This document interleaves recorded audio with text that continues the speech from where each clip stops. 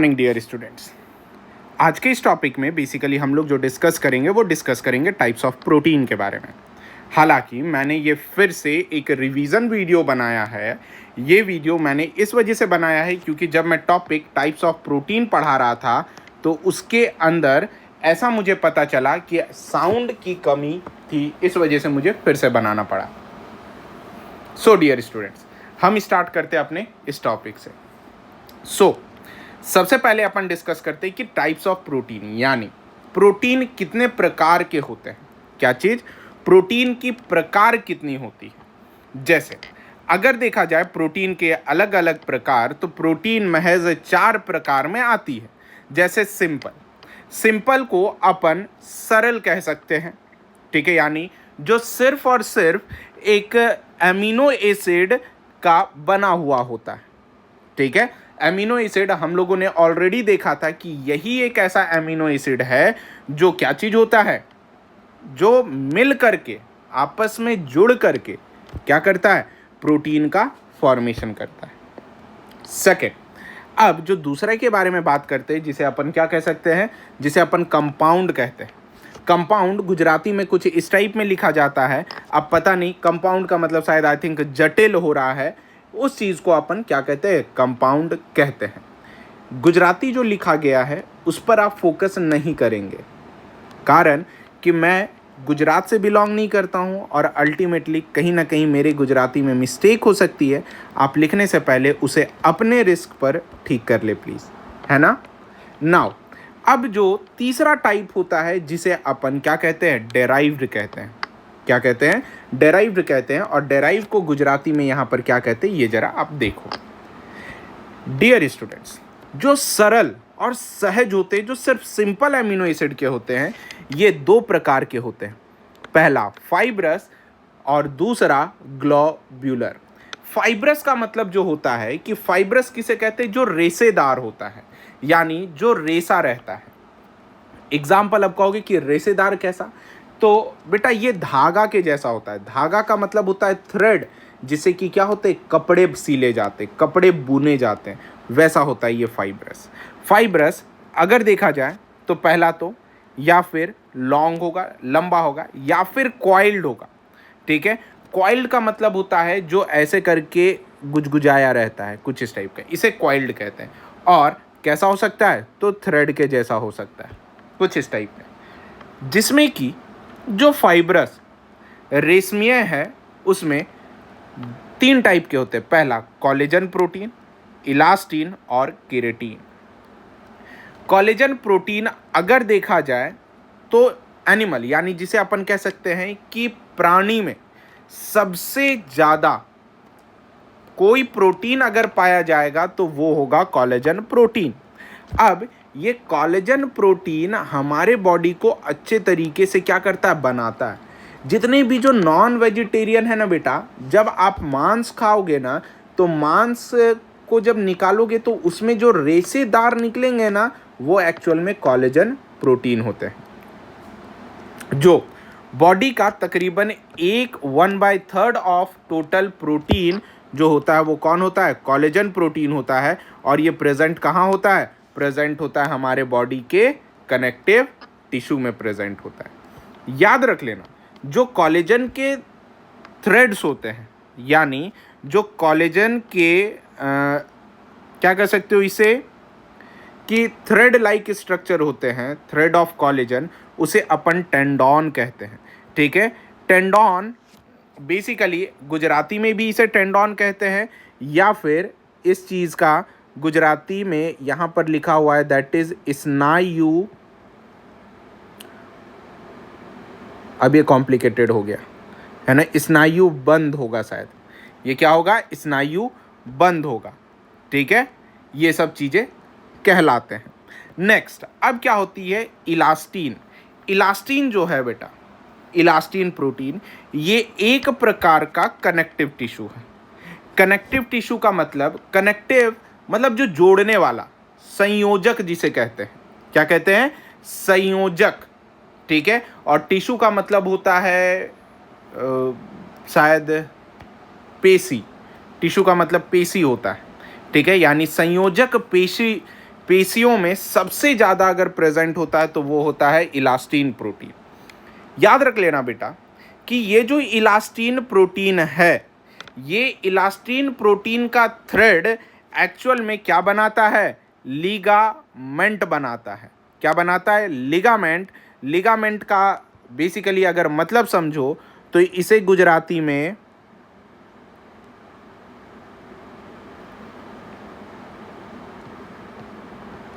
आस्थी बंध कहते हैं। क्या कहते हैं? आस्थी बंध कहते हैं। आई बात समझ में डियर स्टूडेंट्स? क्या कहते हैं? आस्थी बंध कहते हैं। देखो लास्ट बचता है केराटिन। केराटिन के बारे में आप जानते हो कि ये हमारे शरीर की त्वचा, स्किन में और हमारे नाखून में, ठीक है, जिसे नेल्स कहते हैं, उसमें प्लस बाल में, हेयर्स में, उस जगह पर जो प्रोटीन पाया जाता है वो केराटिन प्रोटीन होते हैं बच्चे। अब समझो, अब इसके बाद सिंपल यानी सरल में जो दूसरा टाइप होता है जिसे अपन क्या कह सकते हैं? ग्लोब्यूलर कहते हैं, जिसे ग्लोब्यूलर कहते हैं, जिसका गुजराती में स्टेटमेंट ये होता है। याद रख लेना है इसका सबसे पहला, गुजराती में भी शायद रूबिस्को कहते हैं। रूबिस्को प्रेजेंट होता है क्लोरोप्लास्ट में, ठीक है, जिसका मतलब है शायद हरित कायमा में। किस में होता है? हरित कायमा में पाया जाता है।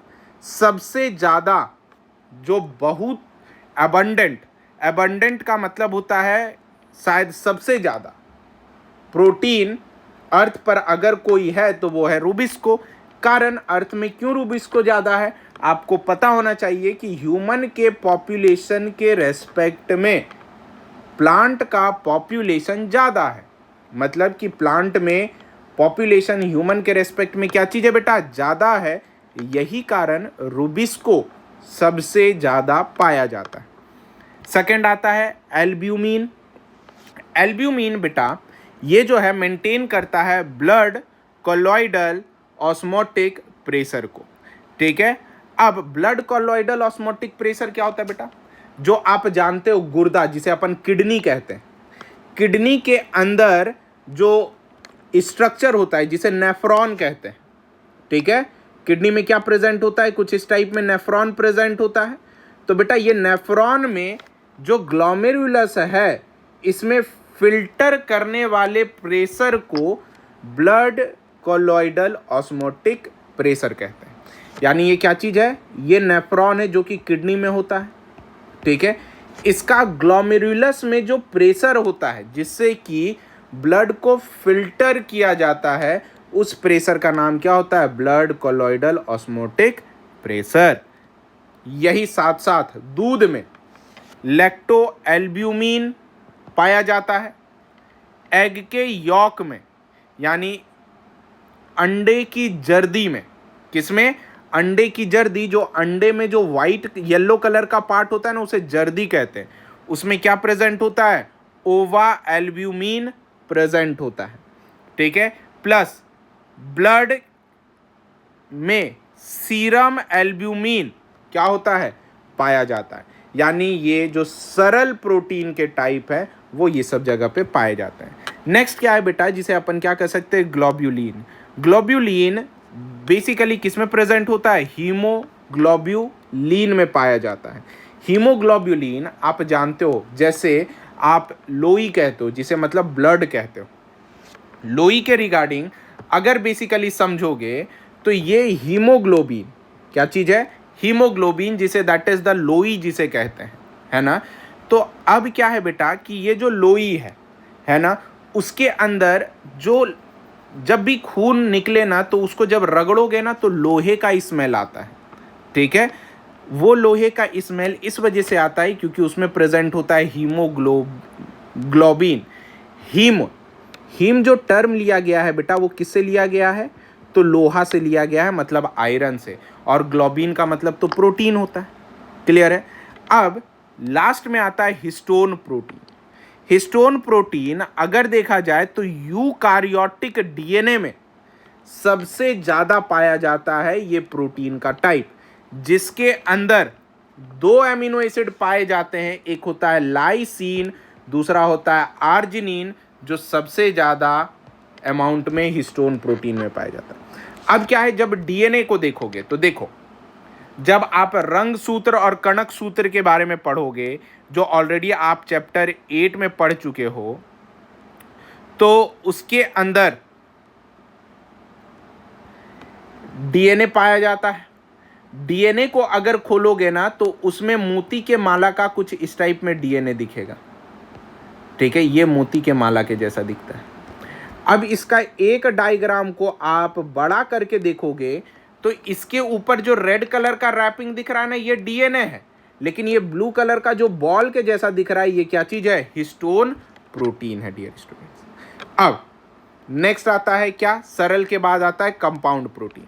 कंपाउंड प्रोटीन वो है बेटा कि जो प्रोटीन, ठीक है, पार्ट में होता है और ये सिर्फ एमिनो एसिड से बना हुआ होता है, ठीक है।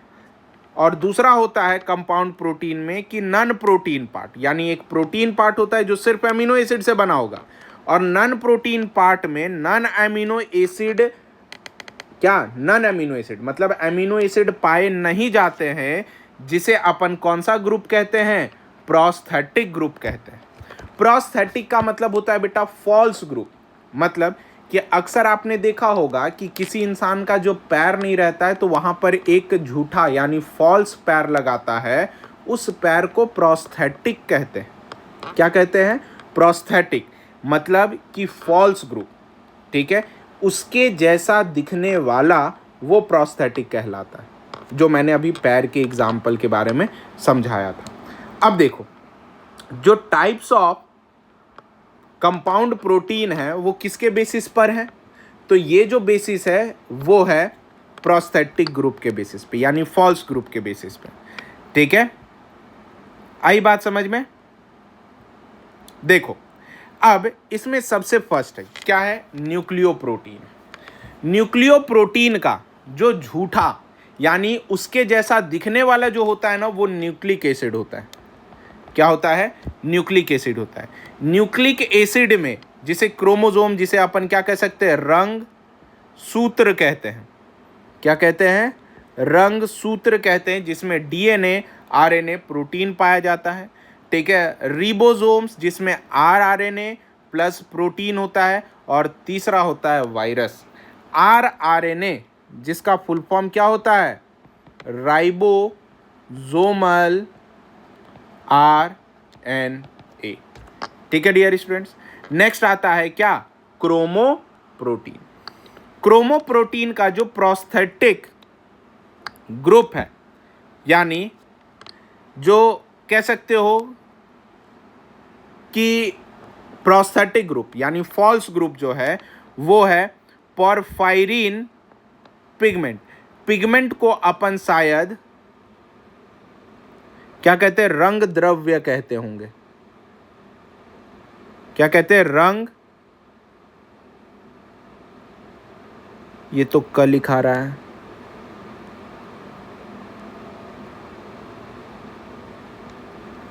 कुछ इस टाइप में पिगमेंट को कहते हैं, ठीक है। ये एक्चुअल में मेटल के साथ साथ पोरफायरिन रिंग पाया जाता है, जिसका एग्जाम्पल मेटल जानते हो ना, धातु होता है। हीमोग्लोबिन में कौन सा धातु पाया जाता है, तो आयरन पाया जाता है। कलर कैसा होता है, लाल। साइटोक्रोम, ठीक है, साइटोक्रोम का मतलब जो सेल का, साइटो मतलब क्या होता है, सेल, और क्रोम का मतलब क्या होता है, कलर।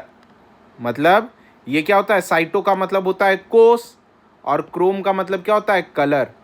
इसमें जो मेटल पाया जाता है वो क्या होता है, आयरन होता है, और इसके भी कलर कैसे होते हैं, रेड होते हैं। सेम चीज हीमोसाइनिन, हीमो टर्म तो आप जानते हो ना बेटा, आयरन से लिया गया है, ठीक है, हेम मॉलिक्यूल्स। अब साइनिन जो है बेटा, ये कॉपर के लिए लिया जाता है। किसके लिए लिया जाता है, तो कॉपर के लिए लिया जाता है। अब जब इसका कलर देखोगे ना, तो कॉपर का नेचुरल कलर ब्लू होता है, जब उसे केमिकल के तौर पर रखा जाएगा ना तो वो ब्लू होता है बेटा। नेक्स्ट आता है लाइपोप्रोटीन। लाइपोप्रोटीन एक्चुअल में, लाइपो जो टर्म लिया गया वो किसके लिए लिया गया है, लिपिड के लिए लिया गया है, ठीक है। और लिपिड वही है जो हमारे शरीर में चर्बी को बढ़ाता है। चर्बी का मतलब होता है फैट्स, उसे इंक्रीज करता है, उसे लाइपोप्रोटीन कहते हैं, जिसका example plasma membrane. Plasma membrane को क्या कहते हैं? दैट इज कोश रस पटल कहते हैं। क्या कहते हैं? कोश रस पटल कहते हैं। कोई दिक्कत? नाउ अब समझो चौथा पॉइंट, ठीक है, जिसे अपन क्या कह सकते हैं? फॉस्फोप्रोटीन कहते हैं।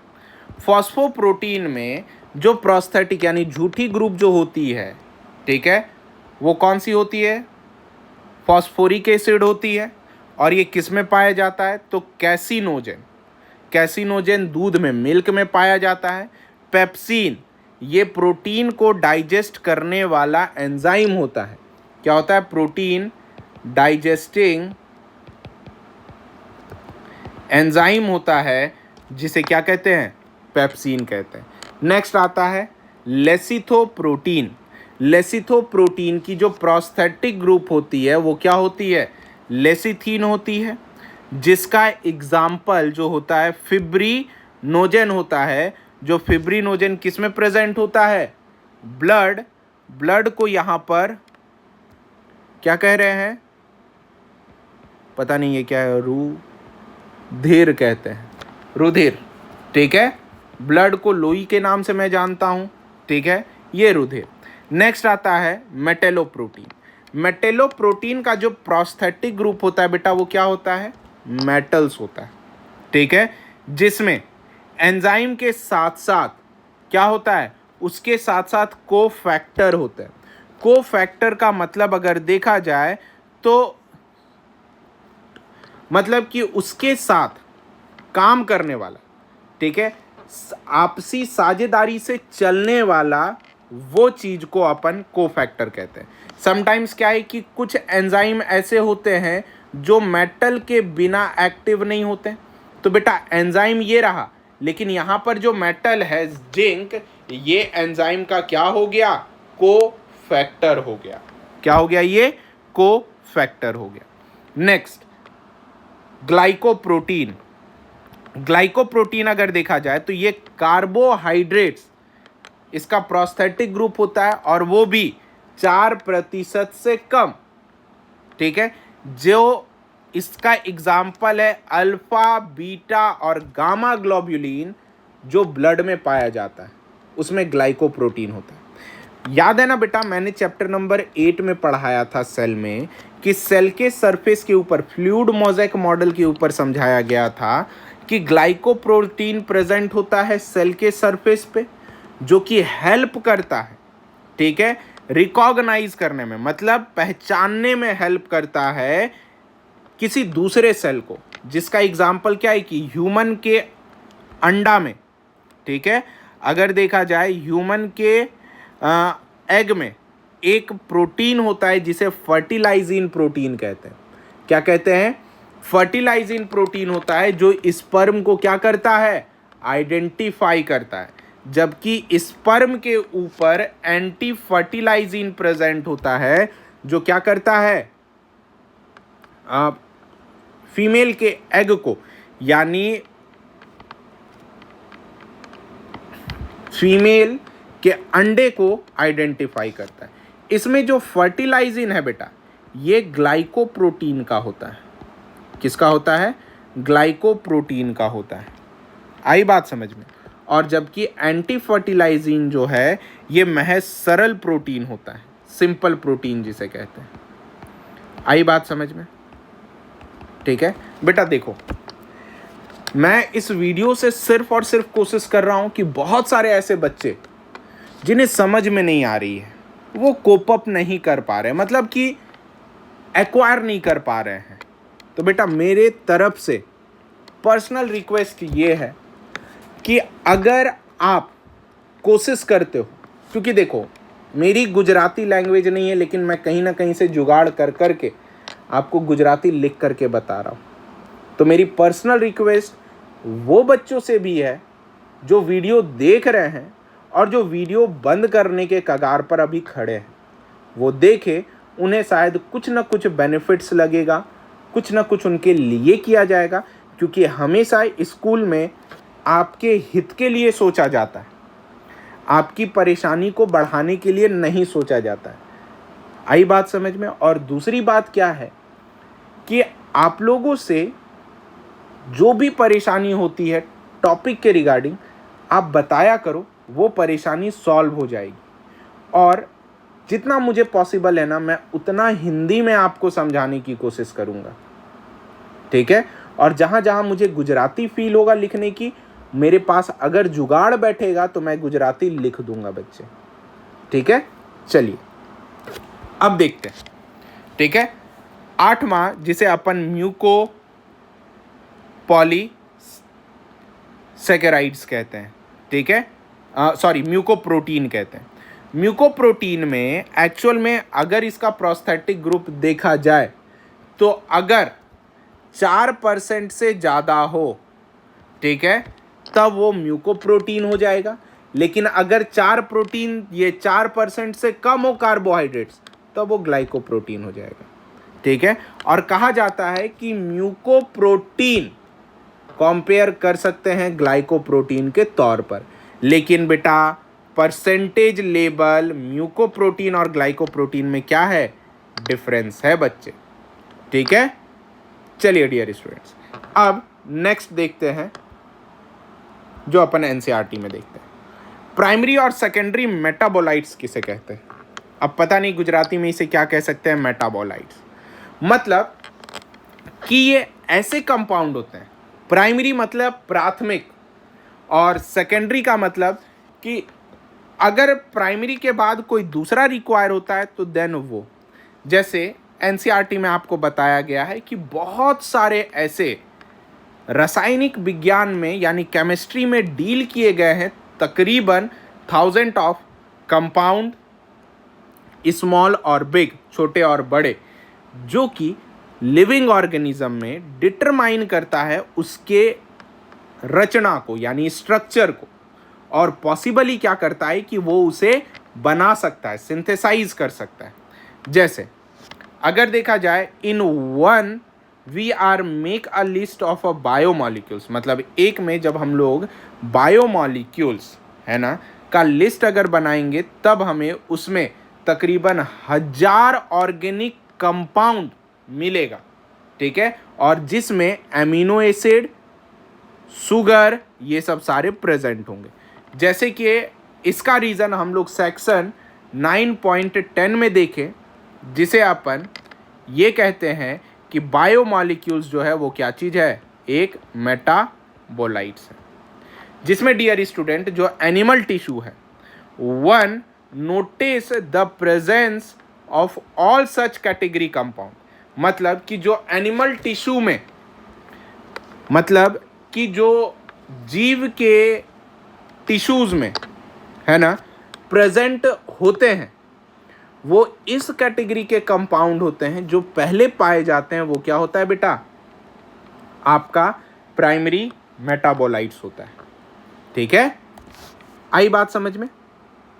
नेक्स्ट, जबकि however when one analyse plant, मतलब कि जब कोई दूसरा प्लांट, फंगल या माइक्रोब्स यानी सूक्ष्म जीवी सेल्स को अगर देखते हैं तो उसके अंदर अलग कंपाउंड प्राइमरी मेटाबोलाइट्स के भी ऑब्जर्व होते हैं। जैसे अल्केलॉइड्स हो गया, फ्लेवेनॉइड्स हो गया, रबर हो गया, एसेंशियल ऑयल हो गया, एंटीबायोटिक्स हो गए, और कलर के पिगमेंट्स हो गए, सेंट्स हो गए, गम्स हो गए, स्पाइसेस हो गए, ठीक है, ये सब हो गए। ये सब को क्योंकि ये प्राइमरी मेटाबोलाइट्स के बाद वाले हैं तो इस चीज़ को क्या कहते हैं, सेकेंडरी मेटाबोलाइट्स कहते हैं। अब प्राइमरी और मेटाबोलाइट्स के बीच का डिफरेंस समझना। प्राइमरी मेटाबोलाइट्स जो होगा बच्चे, वो मतलब उसका जो फंक्शन होगा, कार्य श्रेणी जो होगा, वो पहचान में आ जाएगा, ठीक है।